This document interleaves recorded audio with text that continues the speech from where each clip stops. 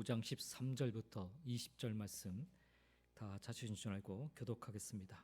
너희 중에 고난 당하는 자가 있느냐? 그는 기도할 것이요. 즐거워하는 자가 있느냐? 그는 찬송할지니라. 너희 중에 병든 자가 있느냐? 그는 교회 장로들을 청할 것이요. 그들은 주의 이름으로 기름을 바르며 그를 위하여 기도할지니라. 믿음의 기도는 병든 자를 구원하리니 주께서 그를 일으키시리라. 혹시 죄를 범하였을지라도 사하심을 받으리라. 그러므로 너희 죄를 서로 고백하며 병이 낫기를 위하여 서로 기도하라. 의인의 간구는 역사하는 힘이 큼이니라. 엘리야는 우리와 성정이 같은 사람이로되 그가 비가 오지 않기를 간절히 기도한즉 3년 6개월 동안 땅에 비가 오지 아니하고 다시 기도하니 하늘이 비를 주고 땅이 열매를 맺었느니라. 내 형제들아, 너희 중에 미혹되어 진리를 떠난 자를 누가 돌아서게 하면 너희가 알 것은 미혹된 길에서 돌아서게 하는 자가 그의 영혼을 사망에서 구원할 것이며 허다한 죄를 덮을 것임이니라. 아멘. 오늘 이 말씀을 가지고 참된 믿음과 우리의 책임이라는 제목으로 말씀을 좀 나누겠습니다. 오늘 본문은 야고보서 전체 결론에 해당이 됩니다. 지금까지 참된 믿음을 가진 우리가 어떻게 살아야 할 것인지에 대해서 말하였던 야고보는 이제 그렇게 살 수 있는 힘과 동기가 어디에 있는지에 대해서 말하고 있습니다. 그렇게 살 수 있게 하시는 하나님께 의지하라고 말하고 있습니다. 이미 1장 앞에서 부분에서 야고보는 온전히 지혜를 구하라라고 이야기했고 땅의 지혜가 아닌 위로부터 오는 지혜를 구하라고 했습니다. 또한 참된 믿음의 증거를 나타낼 수 있는 힘이 하나님께로부터 온다고 했습니다. 하나님을 의지하고 신뢰하며 그분의 뜻을 구하는 것, 그것을 오늘 본문에서는 바로 기도에 관한 것이라 이야기하고 있습니다. 오늘 본문에서 야고보는 기도하라라고 명령하면서 네 부류의 사람들을 이제 언급을 합니다. 앞에 두 사람은 스스로 기도할 것에 대해서 이야기하는 반면에 뒤에 두 사람들은 다른 사람, 즉 장로를 청해서 기도할 것과 서로 기도할 것에 대해서 이야기를 하고 있습니다. 그래서 이 네 가지 사람의 부류들을 좀 보면서 오늘 여러분과 함께 좀 기도에 대한 말씀을 좀 나누도록 하겠습니다. 먼저 13절 말씀에 보면 너희 중에 고난은 당하는 자가 있느냐라고 묻고 있습니다. 여기 너희는 이 편지를 받고 듣고 있는 교회 안의 형제 자매들입니다. 성도들이죠. 야고보 사도는 교회 공동체 안에 누가 있는지를 먼저 살필 것을 언급하고 있습니다. 13절, 14절 그리고 19절에서도 계속해서 묻습니다. 너희 중에 이러이러하는 자가 있느냐라고 계속해서 묻습니다. 고난당하는 자가 있느냐? 병든 자가 있느냐? 미혹되어 진리를 떠난 자가 있느냐라고 묻습니다. 결국 참된 믿음이라고 하는 것은 믿음의 공동체 안에서 확인되고 증명되며 증거될 수 있어야 한다는 것을 야고보 사도는 자신의 서신 이 마지막 부분에서 가르치고 있는 것입니다. 나 혼자만의 믿음 좋음은 결국 각자 가짜 믿음으로 끝날 수밖에 없음을 우리는 알아야 합니다. 참된 믿음은 공동체라는 이 믿음의 열린 장, 이 공간 안에서 펼쳐질 때 그때서야 비로소 진짜 믿음으로 자라갈 수 있는 것입니다. 야고보 사도는 먼저 교회 공동체 안에 고난당하는 자에게 당부하고 있습니다. 여기 고난이라고 하는 것은 여러 가지가 있을 수 있는데요. 당시 사람들이 사회적으로 받고 있던 압박이나 정치적인 억압 등을 가리키기도 하고 대체로 성경 안에서 고난이 믿음으로 인해서 당하는 어려움을 가리키는 것으로 볼 때 이것은 그리스도인답게 살려고 노력할 때 받는 여러 가지 핍박, 불합리함, 억압 등을 가리킨다라고 할 수가 있습니다. 믿음을 지키며 살아가다 당하는 고난, 그런 어려운 일들을 당할 때 야고보 사도는 기도하라라고 명령하고 있습니다. 그런데 야고보는 이 고난을 없애달라고 기도하라 명령하고 있지 않다라는 사실, 우리가 이 부분을 조금 기억할 필요가 있습니다. 이런 환경 속에서 어떻게 기도하라라고 따로 명령하고 있지도 않습니다. 그렇다면 어떻게 기도하라고 하는 것일까? 야고보서 다음에 나오는 것이 이제 베드로전서 후서지 않습니까? 동시대 때 살았던 그런 믿음의 성도들에게 전하고 있는, 특히 베드로 사도도 고난 중에 있는 형제들에게, 흩어져 있는 형제들에게 썼던 이 편지 내용을 우리가 생각을 해보면 고난 가운데 있는 형제 자매들에게 어떻게 기도해야 될 것인가, 좀 언급하고 있다는 것을 우리가 좀 볼 필요가 있습니다. 베드로전서 4장 말씀에 보면 12절 13절에 보면 사도 베드로는 고난당하는 성도들에게 이렇게 권면합니다. 사랑하는 자들아, 너희를 연단하려고 오는 불시험을 이상한 일 당하는 것 같이 이상히 여기지 말고 오히려 너희가 그리스도의 고난에 참여하는 것으로 즐거워하라. 이는 그의 영광을 나타내실 때 너희로 즐거워하고 기뻐하게 하려 함이라라고 말씀합니다. 성도들이 어려운 환경에 있을 때 우리는 이렇게 기도할 수 있습니다. 시험을 온전히 기쁘게 여길 수 있는 지혜를 달라고 우리는 그렇게 기도할 수 있습니다. 그리스도의 고난에 참여함으로 하나님께 영광을 돌릴 수 있게 해달라는 기도, 고난 가운데 하나님의 뜻을 행할 수 있도록, 하나님을 신뢰할 수 있도록 기도하는 것이 필요한 것입니다. 또한 이 어려움 때문에 죄를 짓게 된다면, 우리가 고난을 당하면서 죄를 짓지 않으면 참 좋겠지만 사실은 나도 모르게 내게 어려움이 닥칠 때 막 분노하게 되고 누군가를 미워하게 되고 원망하게 되는 것이 우리 인간의 모습들 아닙니까? 죄를 짓는 거예요. 미워하는 거 죄를 짓는 거 아닙니까? 죄를 짓게 될 때 우리는 그래서 이 고난을 없애달라, 혹은 넘어가게 해달라, 이기게 해달라라고 기도할 수 있을 것입니다. 야고보 역시 베드로와 같이 고난 가운데 기뻐하고 지혜를 구하라 명령하고 있는 거예요. 계속해서 베드로 4장 19절에 보면 그러므로 하나님의 뜻대로 고난을 받는 자들은 또한 선을 행하는 가운데 그 영혼을 미쁘신 창조주께 의탁할지어다라고 베드로 사도는 고난 가운데 성도들에게 권면하고 있습니다. 하나님께 의지하고 신뢰하며 하나님의 뜻에 순종하라는 것입니다. 이것이 고난 중에 있는 성도가 해야 할 일인 것입니다. 기도하라는 것, 하나님을 의지하고 하나님을 신뢰하며 하나님의 뜻에 순종하며 기도하라는 것입니다. 기도는 제가 계속해서 언급해서 말씀드리지만 우리의 뜻을 하나님께 구하는 게 아니라 하나님의 뜻을 우리 안에 담는 거예요.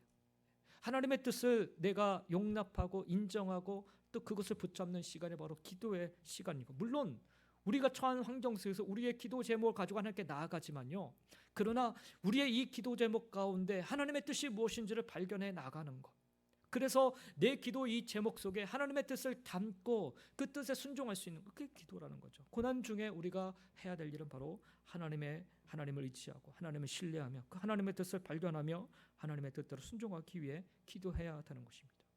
두 번째로 야고보 사도는 즐거워하는 자에게 권면합니다. 고난당하는 것과 즐거워하는 것 별개인 것 같지만 사실은 성경 안에서 보면 이것이 양면의 동전과도 같습니다. 13절에 보니까 즐거워하는 자가 있느냐라고 묻죠.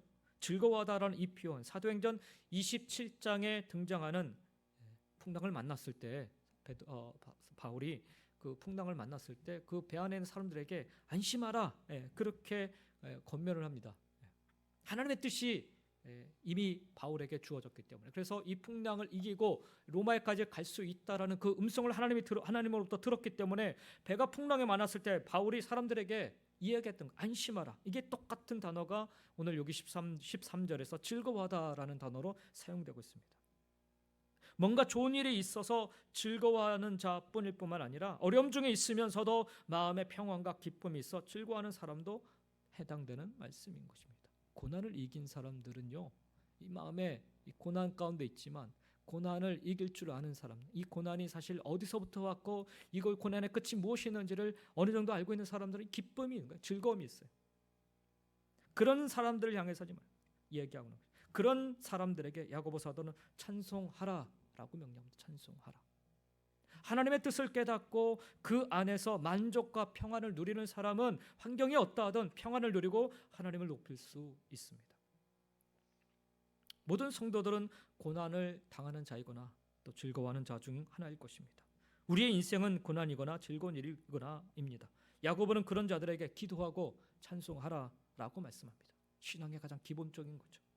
여러분이 잘 알듯이 바울과 실라가 빌립보 감옥에서 했던 일입니다. 그들이 감옥에 갇혔을 때 그 고난 중에 그들이 뭘 해요? 기도합니다. 그리고 그 고난에 참여한 것에서 감사하고 또 하나님의 뜻이 이루어지는 것에 대해서 감사합니다. 어떤 불평과 원망이 아닌 그 고난 중에 즐거워하게 됩니다. 그래서 그들은 그 감옥 속에서 찬송을 하게 됩니다. 기도로 시작했는데 찬송으로 끝이 맺어요. 그때 하나님께서 어떤 일을 일으키십니까? 감옥 문을 여시고 그들을 구하십니다. 고난 중에 우리가 해야 될 일은 바로 기도하는 것과 하나님을 찬송하는 일인 것입니다. 저는 그런 생각을 해봤어요. 사도 야고보가 왜 마지막 이 결론을 내리면서 참된 믿음에 대해서 이야기하면서 기도하라 찬송하라 이 두 가지 명령을 한꺼번에 지금 주고 있는가? 사실 우리가 신앙생활하면서 잘 하지 못하는 부분이 이 두 가지 아닙니까? 어려움이 찾아오면 여러분 기도하십니까? 아니요. 대부분의 많은 사람들은 어려움이 찾아오면 기도의 자리로 나가기보다는 원망하고 불평하고 좌절하고 낭망하고 자기 자리에 그냥 머물러 있는 경우가 거의 대부분입니다. 즐거운 일이 있으면 여러분 찬송합니까? 그렇지 않아요. 즐거운 일이 있으면 다 자기가 잘해서 그렇게 생각을 해요. 내가 뭔가 잘했기 때문에 하나님 앞에 나와 찬송하는 일이 그다지 많지 않습니다. 야고보는 그래서 참된 믿음을 가진 너희들은 고난 중에 있을 땐 기도해야 되고 즐거움이 있을 때는 찬송하라. 이것을 다시 한번 명령하고 있는 겁니다. 적어도 참된 믿음이 있다면 이 신앙의 기본이 되는 것을 너희들이 할 수 있어야 된다라는 것을 권면하고 있습니다. 아주 베이직한 거지만 우리가 너무나도 쉽게 놓쳐버리고 있는 부분이기도 합니다. 사랑하는 성도 여러분, 고난이 찾아오시면 기도하시기 바랍니다. 그리고 여러분에게 즐거움이 기쁨이 찾아오면 뭐래요? 찬송하시기 바랍니다. 하나님께서 우리를 통해서 받기를 원하시는 참된 믿음의 자들을 통해서 받기를 원하시는 두 가지 사항입니다. 세 번째로 야고보는 병든 자에게 권면합니다. 14절에 보죠. 너희 중에 병든 자가 있느냐. 이 구절은 해석에 있어서 분별의 차이가 좀 있어야 되는 말씀입니다. 여기 병든 자, 헬라어로는 아스테네이라는 단어가 사용되는데 이게 육체적인 질병을 가리키느냐 혹은 영적인 질병을 가리키느냐 이거를 분별함에 따라서 의미가 좀 달라집니다. 육체적인 질병으로 해석하는 경우에는 이 단어가 신약 성경에서 육체적인 질병을 가진 자를 가리킬 때 많이 사용됐기 때문에 그렇게 해석들을 합니다. 육체적으로 병들었을 때 교회 장로들을 청해서 회복제 역할을 하는 기름을 바르고 기도할 때 하나님의 뜻이면 고칠 수 있다라고 그렇게 해석하는 것입니다. 제가 예전에 97년도인가요? 그 영국에 터키 단기 선교 사역을 하기 위해서 나갔다가 영국에 잠시 일주일 동안 훈련 받으면서 있었던 게 있었는데 기간이 있었는데 그때 이제 그 영국의 그 선교 단체에서 집회를 하는데 이 일을 하더라고요. 그러니까 기름 바르고 기도하는 일들을 하더라고요. 요즘 한국 교회에서 이렇게 하면 이단이라는 소리를 듣습니다. 많은 이단들이 이 일을 해요. 근데 그 근거를 바로 여기서 듭니다. 근데 성경에는 딱 여기 한 군데밖에 없어요. 기름 바르고 기도하는 거. 그래서 사실 조심해서 이것을 해석해야 되는 부분입니다. 단순히 그때 이제 그 교회 영국 교회에서는 올리브 기름을 직접 갖다가 직접 여기 이마에다 이렇게 바르고 기도하더라고. 기도하면 딱 쓰러지고 뭐 이런 일들. 그래서 저희도 그때 깜짝 놀랐죠. 그래서 저도 쓰러지나 안 쓰러지나 해서 한번 가봤는데 안 쓰러지더라고요 저는. 근데 다른 분들은 좀 쓰러진 분들이 계셨어요. 쓰러진 분들은 뭐 나는 하나님의 은혜를 받았었다고. 그럼 나는 뭐야? 그럼 나는 은혜 안 받았단 말인가? 뭐 이런 한참 이렇게 그래서 그때 저희가 이제 신학적인 논쟁이 좀 있었습니다. 아무튼 이런 일들을 이제 이단들이 많이 해요. 기름 바르고 하는 것들. 그래서 이 기름을 뭐 이 성경 그대로는 올리브 기름을 써야 되는데 이단들은 이제 뭐 그 이제 이단 교주들이 이제 뭐 개발한 뭐 기름 같은 거 그게 정확하게 어떤 기름인지 모르겠어요. 뭐 들기름을 사용하는지 뭐 참기름을 사용하는지 잘 모르겠지만 아무튼 기름 바르고서 그렇게 하기도 합니다. 그래서 사실 이 육체적인 질병으로 우리가 이거를 해석할 때 사실 조금 조심스럽게 해석해야 됩니다. 또 하나의 해석은 영적인 질병으로 보는 경우입니다. 이 단어 자체를 이 단어가 영적인 질병을 가리킬 때도 이 단어가 사용되고 있기 때문에 그래요. 성경에 보면 고린도전서 8장이라든지 고린도후서 13장에 보면 동일한 단어가 사용되고 있습니다. 믿음이 약한 자 혹은 그리스도가 너희를 대하여 약하지 않고 혹은 육신으로 말미암아 연약하여 등의 말씀에서 연약하다라는 단어가 표현되고 있는 단어가 이 똑같은 아스테네이라는 단어가 사용되고 있어요. 병들었다라는 것에서 그러는 것은 그래서 육체적인 질병과 영적인 질병 모두를 다 가리키는 단어라고 우리가 볼 수가 있습니다. 영적으로 연약할 때 그래서 장로들을 청해서 기도할 때 하나님께서 응답하실 것이라는 그런 해석을 하게 됩니다. 수많은 성경학자들이 이 두 가지 견해를 각각 다 이야기하고 있습니다. 그러므로 어느 하나만을 진리라고 사실 이 말씀만 가지고서 해석할 때 좀 가르칠 수는 없습니다. 근데 사실 이제 야고보서 전체를 봤을 때는 사실 후자의 견해가 훨씬 더 좀 맞다라는 생각이 듭니다. 왜냐하면 이 야고보서 전체에 보면은 육체적인 질병에 대해서 언급하고 있지 않아요.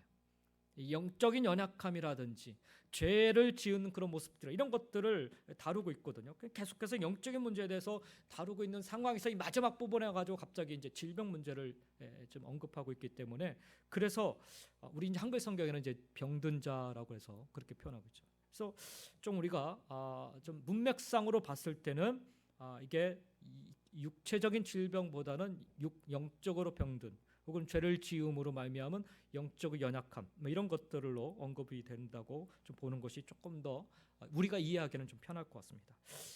바로 앞에 나와 있는 문맥에서 보면 하나님 없이 사는 사람들에 대해서 지적을 하고 있어요. 그리고 바로 직전에는 고난당하는 자와 즐거워하는 자가 기도할 것에 대해서 말씀하고 있죠. 이 내용 바로 이후에 진리에서 벗어난 자들에 대해서 또 이야기하고 있습니다. 그러니까 야고보서의 전체적인 내용은 영적인 문제에 좀 초점을 맞추고 있다라고 볼 수가 있습니다. 그런 문맥을 벗어나서 해석하는 것은 자연스럽지 못한 해석이 좀 될 수가 있습니다. 그래서 사실 우리가 이제 이거를 딱 이것만 떼놓고는 이게 육체적인 질병을 위해서 우리가 얼마든지 기도할 수 있지만, 앞뒤 전후의 문맥을 우리가 살펴봤을 때는 영적인 그런 병, 질병, 연약함, 이것으로 해석하는 것이 훨씬 더 자연스럽게 우리가 좀 이해하는 데 도움이 될 것 같습니다. 야고보는 이 질병에 대해서 말하면서 죄의 문제를 함께 언급하고 있어요.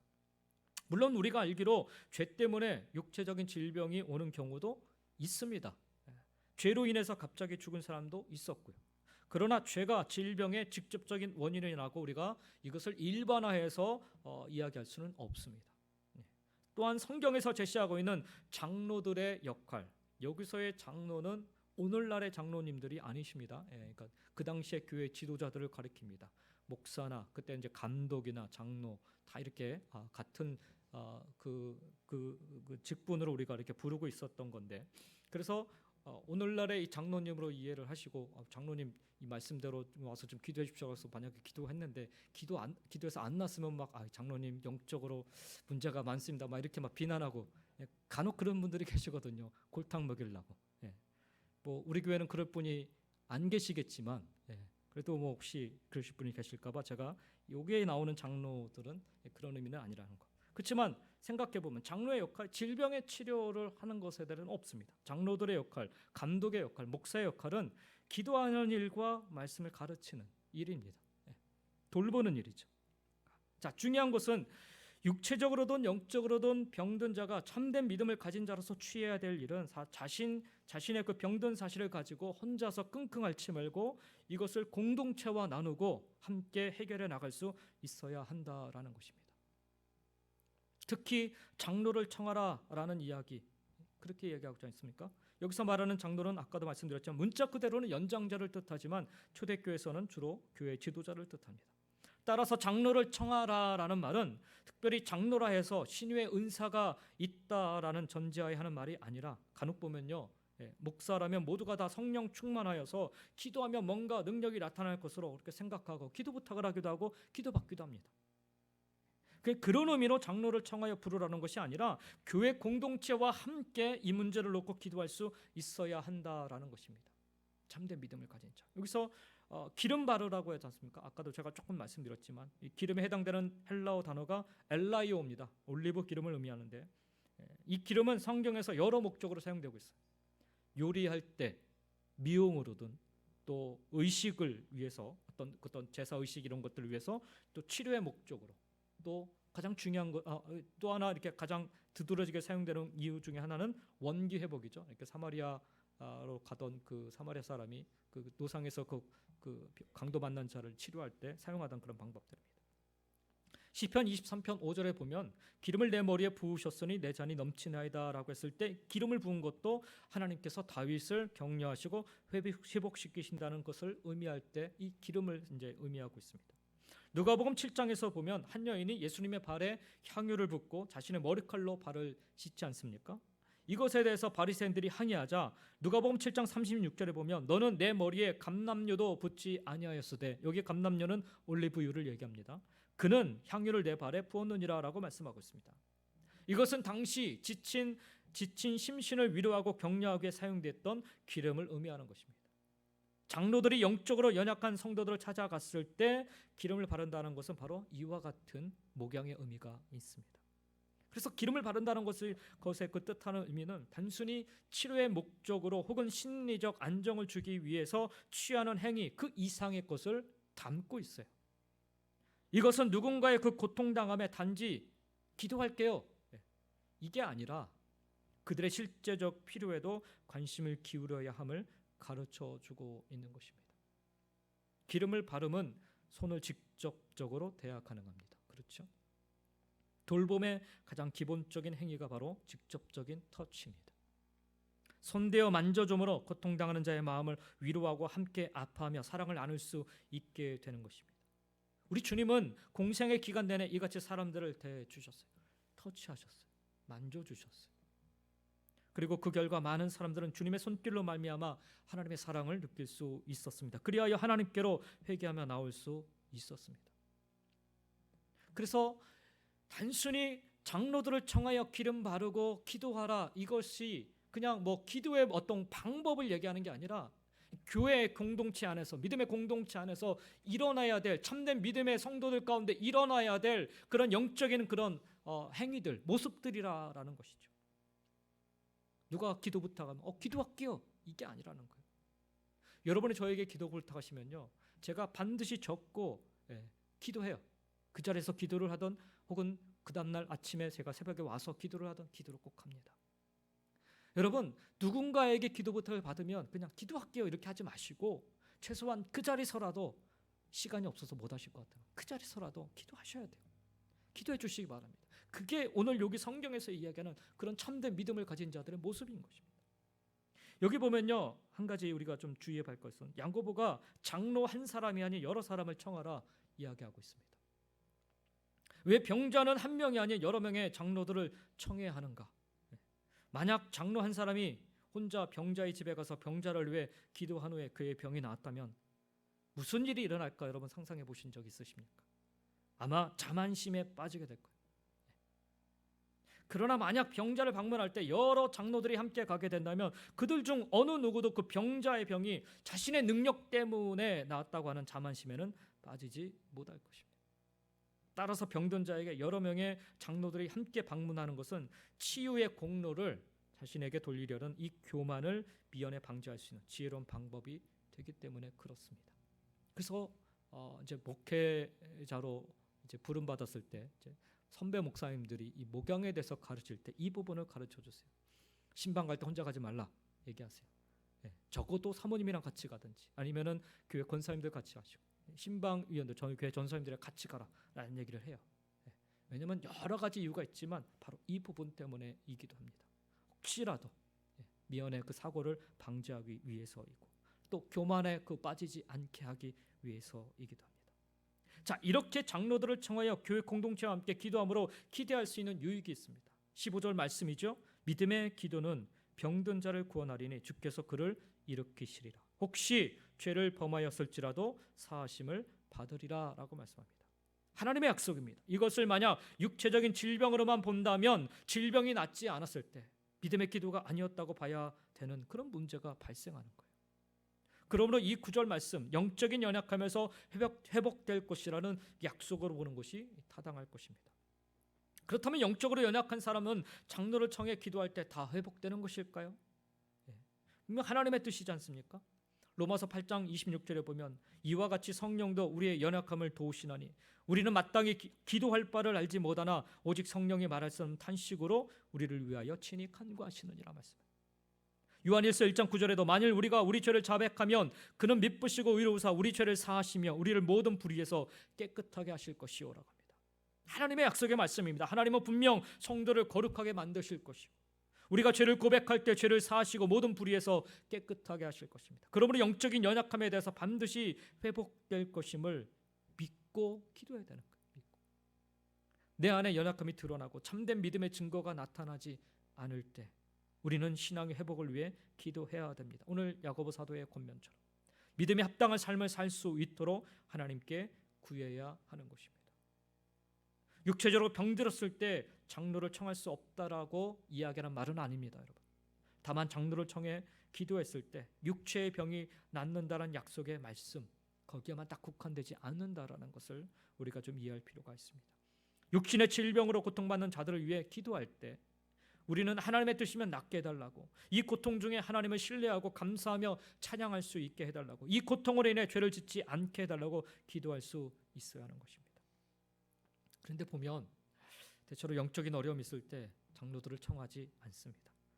교회 지도자들을 청하지 않습니다. 창피하게 생각하거나 또 스스로 해결하려 하기 때문에 그렇습니다. 주위에 친한 사람들에게 말을 하는 경우가 더 많습니다. 저도 이렇게 가끔 보면은 뭐 우리 교회 성도님들 중에서도 저한테 직접적으로 얘기하지 못하시는 분들이 이제 다른 성도님들한테 얘기하셔서 돌아서 제가 이제 듣게 되는 경우가 있습니다. 물론 그렇다고 해서 그것이 잘못됐다라는 것은 아니에요.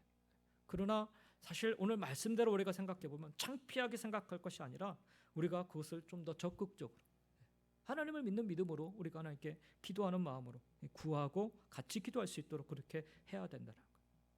주위에 친한 사람들에게 말을 할 경우에 그 사람들이 뭐 얼마나 영적으로 바른 진리를 가르쳐 주겠습니까?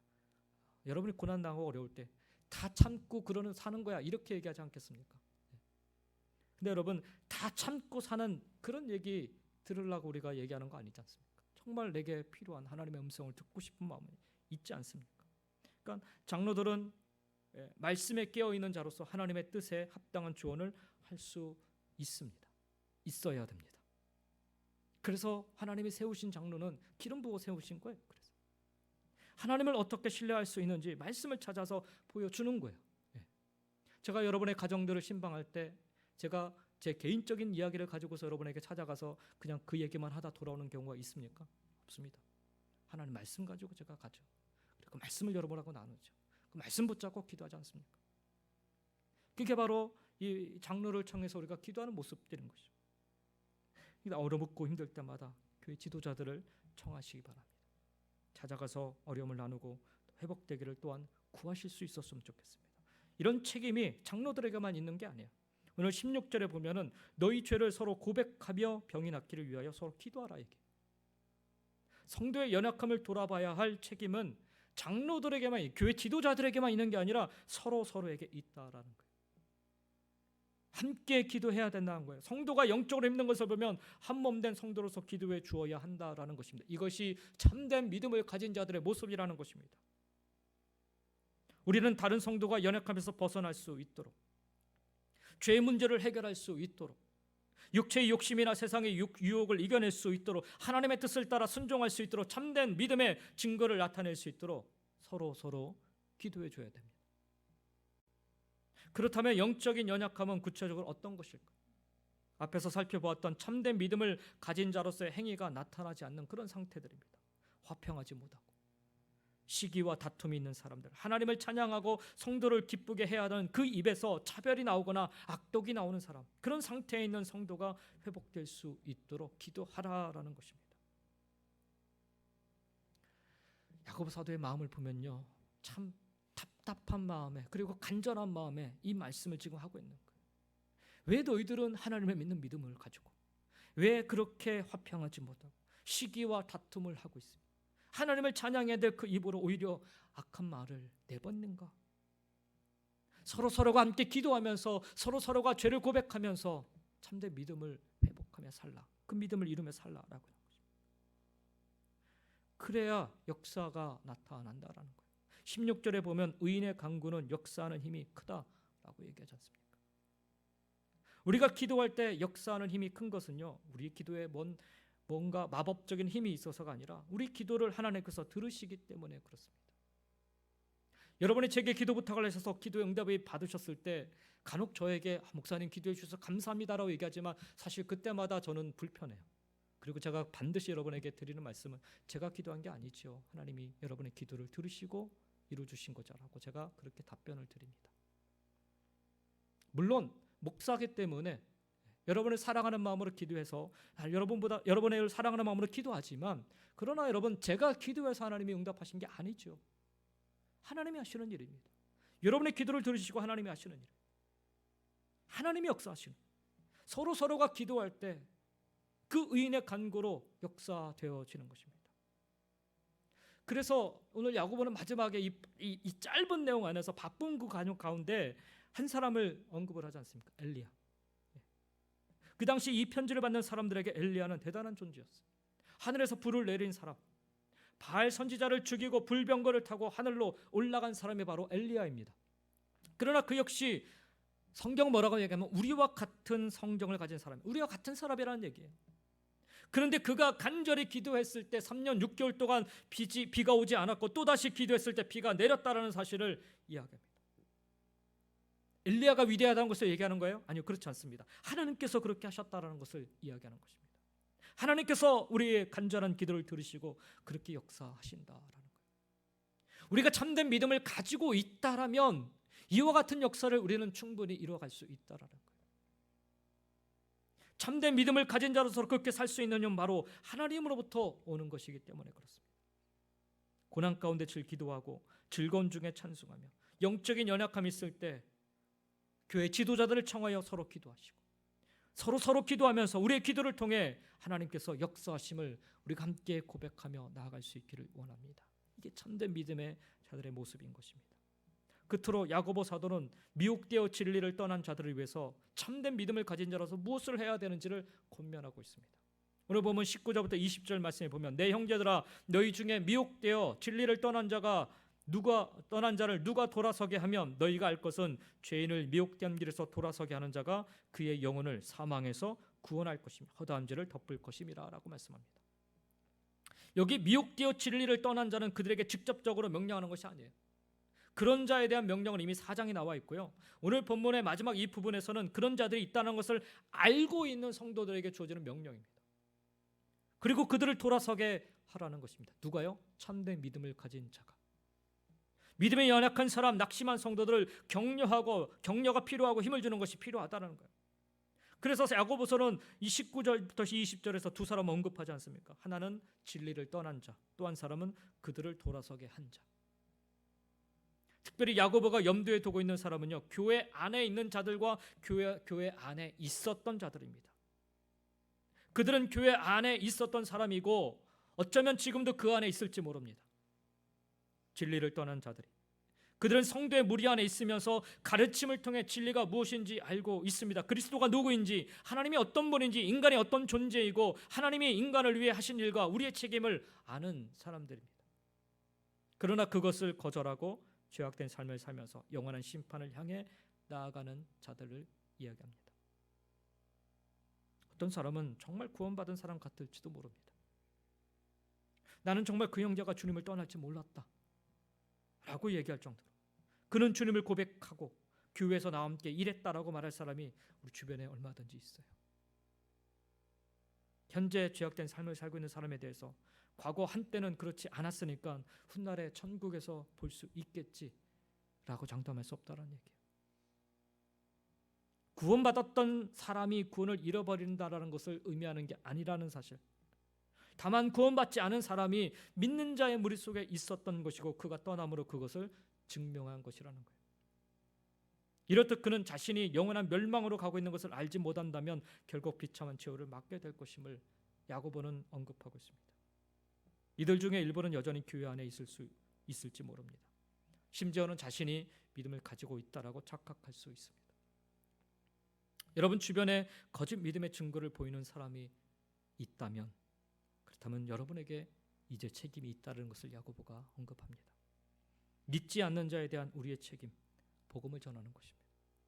지금까지 말했던 사람들, 진리를 거부하고 거절하고 죄악된 삶을 살고 영원한 멸망을 향해 가는 사람들에 대한 우리의 책임은 바로 그들에게 참된 진리를, 복음을 증거하는 것입니다. 누가 전해야 됩니까? 누구든지 전해야 됩니다. 참된 믿음을 가지고 있다면 누구든지 전해야 됩니다. 그리스도께서 죄인을 구원하셔서 하나님과 우리를 화목되게 하시지 않았습니까? 그리고 우리로 하여금 화목케 하는 직분을 주셨다라고 고린도후서 5장 18절 19절에 말씀하고 있어요. 하나님과 화목된 자들은 하나님과 화목하게 할 직분을 맡은 자들입니다. 저와 여러분. 이 말씀을 보면 하나님과 죄인을 화목하게 하는 일은 하나님께서 하시는 일인데 우리가 이 화목하게 하는 직분을 받았다라고 얘기해요. 야고보서 말씀에서도 하나님께서 하시는 그 영혼을 구원하고 화목하게 하는 일을 마치 우리가 하는 것처럼 이야기하고 있는 것입니다. 하나님께서 그런 일을 하시는데 우리를 사용하시는 거예요. 사실 여러분, 우리는 어떤 사람이든 그들을 구원할 수 없어요. 우리가 할 수 있는 일이 아닙니다. 우리 자신도 구원할 수 없었던 우리인데 다른 사람을 구원한다는 것은 더더욱 불가능한 일입니다. 그러나 하나님께서 참된 믿음을 가진 자들을 통하여서 이 영혼을 구하는 일에 사용하신다. 이 얼마나 놀라운 특권이고 얼마나 영광스러운 책임입니까? 그러니 참된 믿음을 가진 자로서 마지막 순간까지 우리가 감당해야 할 일은 진리를 떠난 자들을 돌이키게 하는 일이에요. 그들을 미혹된 길에서 돌아서게 하는 일입니다. 무엇으로요? 네, 무엇으로요? 지금까지 얘기한 게 그거예요. 무엇을 할 것인가? 참된 믿음을 행함으로 하는 것입니다. 야고보서를 읽어보시면 그 어떻게 복음을 전하라 이런 얘기가 없어요. 뭐 바울 사도 같은 경우는 이렇게 복음을 전하고 저렇게 복음을 전하는 얘기가 있는데 야고보는 계속해서 믿음을 행하라 계속 얘기하지 않습니까? 참된 믿음을 행함으로 말미암아 복음의 진리를 증거할 수 있다는 거, 돌이키게 할 수 있다는 겁니다. 진리를 떠난 자들에게 돌이키게 하는 일을 감당할 수 있다는 거죠. 그래서 야고보 사도는 이 서신에서 그토록 참된 믿음을 행하라 강조하고 있는 것입니다. 참된 믿음은 한 영혼을 사망에서 생명으로 능히 옮길 능력이 됩니다. 참된 믿음은 허다한 죄를 덮어버릴 하나님의 사랑, 예수 그리스도의 은총을 증거하고 깨닫게 하기에 충분합니다. 그러니 우리는 끝까지 참된 믿음의 자리에 서 있어야 하고요. 끝까지 참된 믿음을 지켜 행해야만 합니다. 우리는 지금까지 야고보서를 통해 참된 믿음의 증거들을 배웠습니다. 벌써 1월 때부터 시작해가지고서 5월 거의 첫째 주까지 왔는데 하나님께서 우리에게 주신 메시지 아주 단순하고 명료한 것입니다. 참된 믿음은 그 증거를 나타내야 한다는 거예요. 생명이 있는데 어떻게 그 증거가 나타나지 않을 수 있겠느냐는 것입니다. 여러분 안에 살아계신 예수 그리스도가 계신데 그것이 어떻게 안 나타날 수 있냐라고 묻고 있는 것입니다. 만약에 안 나타난다면 가짜 믿음 아니냐라는 거예요. 그렇게 생각해보면. 그래서 많은 교회들이 무너졌다라는 거죠. 많은 성도들이 그 어려운 고난 속에 다 떠났다라는 얘기죠. 그래서 참된 믿음을 소유할 수 있어야 된다. 열매 맺지 않는 나무가 어찌 살아있는 나무라 할 수 있겠느냐는 거죠. 여러분의 열매가 여러분의 믿음을 말해줍니다. 우리들의 입술이 말하는 것이 아니라 우리의 삶이 이것을 말하고 있는 것입니다. 야고보가 말하는 열매는요, 교회에 나오고 헌금을 얼마나 많이 하고 이런 것들을 이야기하는 게 아니죠. 하나님과의 올바른 관계에서는 사랑의 행동들, 하나님 앞에서 정직하게 여러분의 모습들을 드러내는, 사랑 성도 여러분, 주변에 있는 영원한 사망을 향해 가고 있는 한 영혼 한 영혼들을 귀하게 여기시면서 그들에게 하나님이 누구신지, 예수님이 누구신지에 대해서 전하시고 복음의 말씀을 선포하시며 또 말씀대로 행하셔서 살아계신 하나님, 우리 예수님의 사랑을 여러분 삶 속에서 온전히 드러내고 나타내며 그렇게 증거하며 살아가시기를 예수님의 이름으로 간절히 축원드립니다.